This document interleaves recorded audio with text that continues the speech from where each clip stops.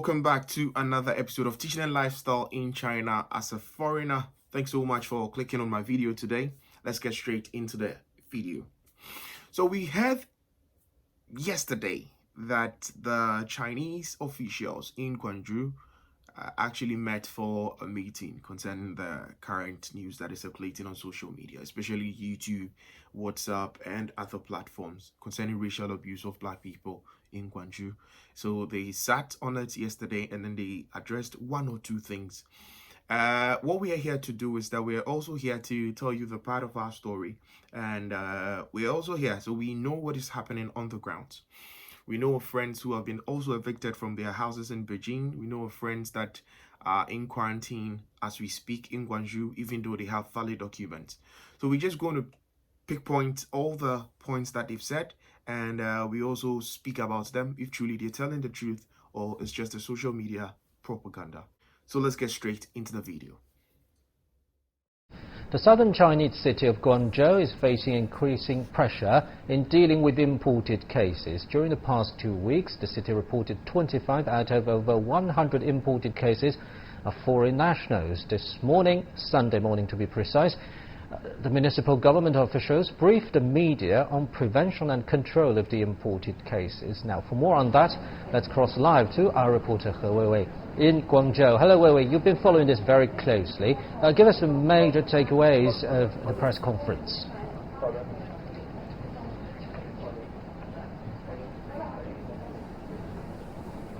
Well, Pandong, the press conference today draws very much attention because recently there are some sayings spreading on the social media saying that some Africans are being treated very badly or even being discriminated in Guangzhou. So the Guangzhou official today at the press conference responded to this issue by saying that Guangzhou treats all foreigners equally. For more of this, now let's take a listen. So from what the lady just said, I don't know if it's because she's a media person, that's why she's putting her statement in that direction, saying that it's circulating that they are not treating foreigners right, they are not being fair to foreigners in Guangzhou as we speak, and it's circulating on their social media platforms, and she's acting like she hasn't seen it, or she's acting like it's not happening. That is my point. Let's listen to what the officials also had to say. We treat all people equally, oppose any differentiated practices, and have zero tolerance for discriminatory words and actions. This is the principle we have always adhered to for a long time. Guangzhou has a history of 2,300 years in international interactions. There may be some misunderstandings and inappropriate practices. It is important that we improve our work and services, and we oppose any form of malicious distortion of our disease control. We hope all foreigners will comply with the rules just like the Chinese people.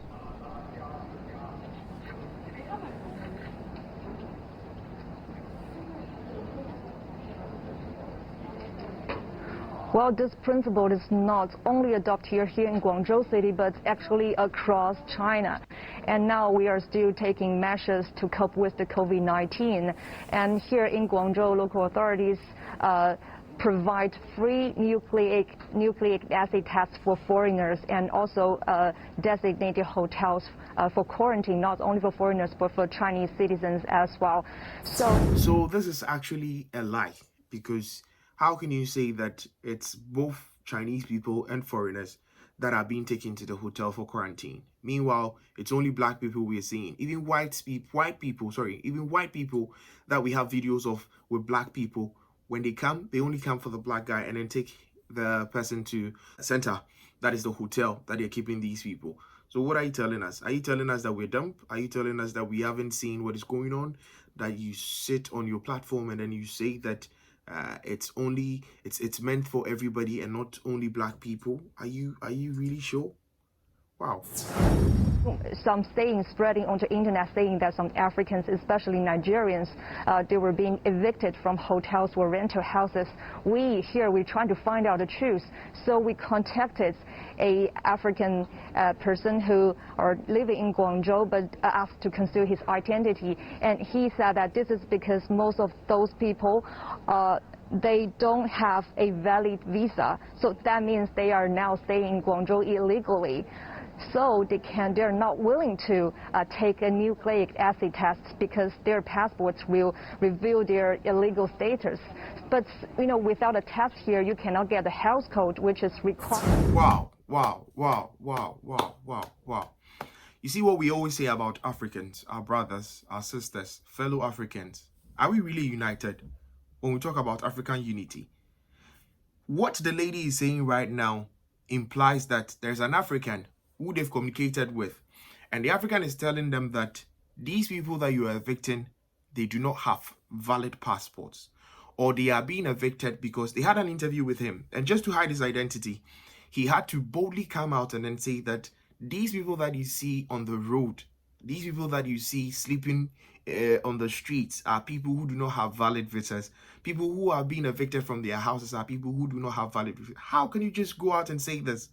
Meanwhile, you know the truth that a lot of people have the right to stay here. They have their residence permits. They have their visas correct. All documentations are correct and genuine, and they are still being evicted from their houses.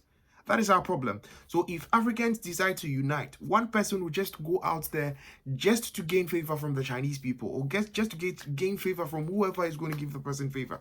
My problem is, if you don't put it out there, who will know you're suffering? If you don't put it out there, who would understand what you're going through? So how come one person can boldly speak to the CTNG and then tell them that Africans living in these places are not, what do we even call it? Africans living in these places do not have the right documentations to stay there. So this is, I don't know if it's a kind of a propaganda, or they're trying to put it out there that all these people roaming around the streets are people. But truth be told, listen to this. If a person do not have a valid document, do you think this is the right time to evict the person from his or her house? Or if you're saying that you're taking the person from his own house that he's paying rent for to a hotel, why don't you pay for the bills of the hotel? Or why don't you keep the person in the house for the quarantine, but rather you take the person from his house that he has rented to a hotel? It doesn't make sense. It doesn't make sense. If they are truly illegal citizens living in China, why don't you process them and then take them home? And you leave them to be stranded on the streets, and we raise our concerns, and our fellow black people out there are also putting it out, telling these people that, or telling the international bodies around the world that, oh, forget about these people that they are complaining. They do not have visas, or they do not have the right to live in China as we speak. Is Africa really united? Is Africa really on top of its game? Can we ever be one? Who is to be blamed? That is my cry. That is my plea. If these people are truly not legal to stay in China, they were caught in group. They took them to a hotel. They stayed there for 14 good days. So if they do not have documentations, why didn't you process them? If truly they didn't have documentations, why after the quarantine you didn't process them and then say that, okay, you people do not have documents to stay in this country, so we're taking you back home? Then you take them to their homes. Or if truly they do not have documents to stay, why then do you even take them to quarantine in the first place? It doesn't make sense. It doesn't make sense. Okay, fine. They're saying that these people are living in Guangzhou illegally. These people do not have residence permit or visas to live in China. But how is the Chinese system when it comes to visa requirement, or when it comes to renewing visa with foreigners? A lot of foreigners would agree with what I'm saying right now, is that it's very difficult, very, very difficult just to get your documents through when it comes to visa issues in China. Even if you have money, where to do your visa is a problem. With schools, it's only in China that they have a policy that you can't school and then at the same time work. So if you're schooling in China All your parents need to do is that they send you money so that you continue your education. You cannot leave school to go and work, just like how it is happening in other places like the Europe and then America and other places that you can school and then work. It's not like that in China. So a lot of people with the kind of background they come from, it's very hard to support themselves when it comes to finances, when it comes to keeping up with whatever it's going on in China. Most of them, parents cannot send them money, and they have no option other than to work and get money to pay for their school fees and the visa renewal. A lot of places, even if you'd have to get your visa done, most people are paying 18,000 for a 1-year visa. Most people are paying 16,000 for a 1-year visa. It depends on the kind of school and the kind of program you want to do. Most of them are also paying 22,000 when it comes to the medical students and other parts, other courses. But our point is how difficult it is to get your visa done in China. That is our problem. So if these people do not have valid documents, or if these people do not have the right documentations to stay in China, who is to be blamed? Because the system is not flexible for you as a foreigner to get your visa done. It's very hard for a foreigner to get a work visa, a foreigner who is a black person to get a work visa in China as we speak. Very, very hard. You have to go through a lot, the right processes, authentications, taking the documents to the Chinese embassy in Ghana for stamps, a whole lot. You have to go through a lot of things just to get certified as a person who can stay in China legally. You get it? So these people are not to be blamed. That's my point. These people are not to be blamed. If you're putting it out there, telling the world that these people are living here without visas, you are making the system difficult for these people to renew their visas. Even if you have money to renew your visa, it's very hard to get a school that is willing. It's only in China that a school can tell you boldly that if you don't come to class, we're going to cancel your visa. If you don't come to school, if you don't stay in class for this number of weeks within the month, we're going to cancel your visa. It's only in China. And a lot of people are going through a lot. Just imagine where you come from, getting money from these places just to pay this amount of school fees, and you would not even have the permission to work. You see how the whole thing looks like. And at the end of the day, they'll tell you that you can't work here, you're a foreigner, you can't do this, you're a foreigner, you can't do that, you're a foreigner. If you're here to school, it's only school that you'd have to be in. It's difficult for a lot of people. So when it comes to visa issues, you cannot blame anyone in China. You cannot blame anyone in China. It's not anybody's will to be in a country without the right documentation. But sometimes there are certain things that do not permit the person when it comes to getting his or her documents done. In other places, we're not talking about their system. It's because of their system. Maybe that is why people are struggling when it comes to visa issues. In other places, when your book expires or something, you have the privilege that when you get money, you can go and then you pay for all the penalty and they renew your book for you. But in China, when your visa expires or when your visa is done, it's due, and you do not renew it for months, you'd be able to renew it because they're going to collect the penalty and then do it for you. But afterwards, within a period of time, you cannot resurrect your book. That is the problem. But, you know, without a test here, you cannot get the health code, which is required here in Guangzhou. Wherever you go, for example, you go to the public places like office buildings, like supermarkets, like train stations. This is not only for foreigners, but for Chinese citizens as well. So they cannot get a health code. That is why they cannot stay. They cannot stay in the hotels or the rental houses. So this is the truth. And also, we have contacted other African people that we have known, and they also confirmed this situation. So I think there is a misunderstanding here. And also, many people may wondering how many people are there, foreigners are there living in Guangzhou. And today at the press conference, the mayor of Guangzhou also gave us the data. As of the end of last year, 2019, there are a total of about 86,000 foreigners living in Guangzhou, and among them, 13,000 are from African countries. But now, because of the pandemic, many of these people have left Guangzhou. So the data, latest data from April the 10th is that, and now there are 30,000 foreigners living in Guangzhou, and Africans, because people are very concerned about the situation. Africans, there are 45,000 hundreds.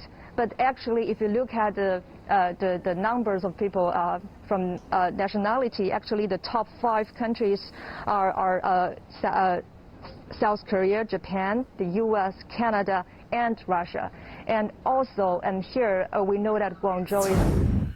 So back to what she's saying. Today we are here to analyze whatever they said. We are not here to criticize anybody. We just want to put the truth where the truth needs to be told. She's saying that foreigners would need health codes, and it doesn't only apply to foreigners. It also applies to Chinese people. That one is true, because I interviewed a few people and they also mentioned that before you get into the spa, the supermarket, the hotels, other places, you need a health code. That is true. But our point is that how do you generate a health code for a foreigner? Because we can see that most of them are required to use their Chinese cards. Other people are required to use their passports and other stuff. So we agree that you'd have to get a health code to enter these places. But what of the fact that she's saying that you'd also need a health code to stay in your home? You'd also need a health code to get in a hotel. Meanwhile, these people are not the ones going to book for a hotel to stay or something like that. Yes, most of them are living in their houses. So if you want to generate a health code for the person, why don't you go to the person, get the person tested? If the test comes out negative, then you generate a health code for the person. She indicated that 86,000 foreigners are living in Guangzhou as we speak. And the data proves that most of them are nowhere to be found now because of the epidemic. They've left to their various countries. So it's only left with 30,000 people, 30,000 foreigners living in Guangzhou as we speak. And out of the 30,000, I think 1,300 people are Africans. If you have the data for this, why don't you have the data for people who do not have valid visas? That is my point.